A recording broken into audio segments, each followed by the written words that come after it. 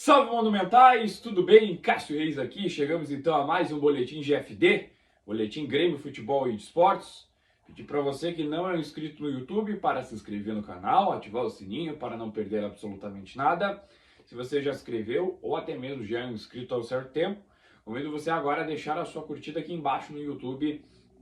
E claro, se você tiver em outra rede social qualquer da Rádio Canal Monumental, deixa o like em algum canto da tela, a sua curtida.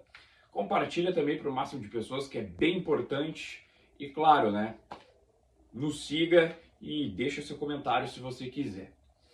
Hoje a gente vai falar única e exclusivamente do jogo apático entre Grêmio e Remo, em partida válida pela 10ª rodada do Campeonato Brasileiro. O Grêmio que jogou contra o Remo às 20 horas e 30 minutos, às 8h30, no horário de Brasília, no domingo. E o Grêmio acabou empatando de forma melancólica, no placar de 0-0 contra a equipe do Remo.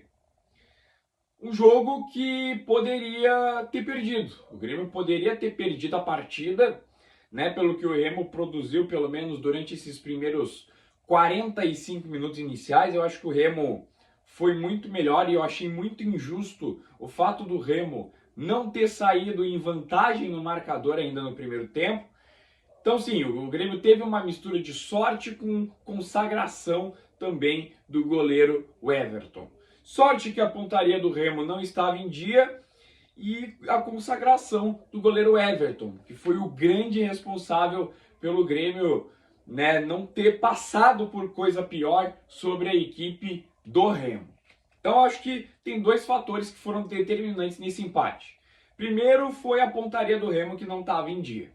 Perdeu uma enxurrada de gols ainda no primeiro tempo. E é um time que troca bem passes. Até parece que o Remo não é o último colocado de fato do Campeonato Brasileiro.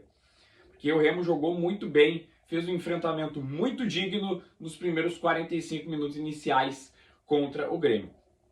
Isso se deve porque o meio-campo estava muito mal espaçado, ou seja, a equipe do Remo passava da intermediária para frente com muita facilidade. E eu tenho uma opinião muito forte acerca da escalação, principalmente contra esses times em que o Grêmio é melhor, tem mais qualidade em relação à equipe adversária. Eu acho que independente do adversário, eu acho que o Luiz Castro ele tem que escalar o que ele tem de melhor.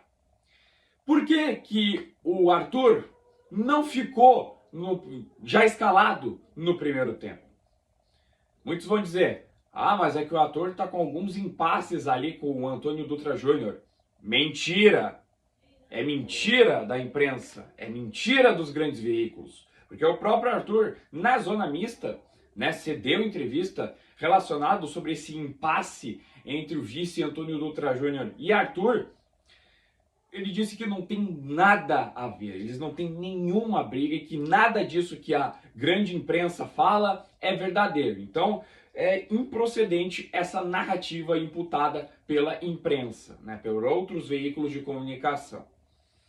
Então, o Arthur poderia, ter escalado já de cara contra o Remo, nem que fosse para ficar ali até a metade, ali para o início do segundo tempo, do início ali para a metade.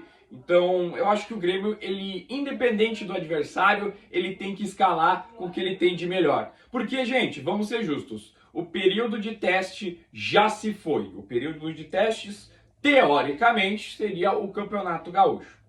Tem também a Copa do Brasil, em que o Grêmio vai enfrentar um adversário extremamente limitado, que é o Confiança. Mas é um caso muito circunstancial, é um caso, vamos dizer, isolado para fazer testes. Então, acho que o Luiz Castro poderia ter colocado, o Zortia, testado ele contra o Confiança na Copa do Brasil, que vai acontecer, obviamente, nos próximos dias. Eu acho que em jogos de Série A, em jogos de alto escalão, o Grêmio tem que escalar com o que tem de melhor. Inclusive na Sul-Americana, para carimbar de fato o seu favoritismo.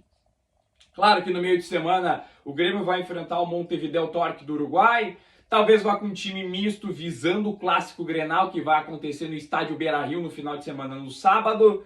Mas eu acredito que o Grêmio vá com força máxima, tanto para o jogo contra o Montevideo Torque, Claro, né, com uma mudança que outra, uma mudança circunstancial, pontual, mas eu acredito que o Grêmio Montevidéu, né, no jogo da Sul-Americana, lá em Montevidéu, no Uruguai, eu acredito que o Grêmio vai vir com o que tem de melhor, assim como para o Clássico Grenal. Então, gente, o Grêmio passou muito perto de perder, mas no segundo tempo melhorou em relação a si próprio quando o Arthur entrou. Tu vê que uma peça pode mudar completamente o contexto do jogo. E esse foi o caso do Arthur quando ele entrou aí no segundo tempo. Mudou o Grêmio no segundo tempo para melhor. Isso prova que a gente tem uma dependência ainda mais forte em cima do Arthur. É uma peça fundamental, é uma peça imprescindível para o Grêmio conseguir, claro, né, praticar o seu futebol. É isso, um grande beijo então, um forte abraço, Monumentais, e até a próxima.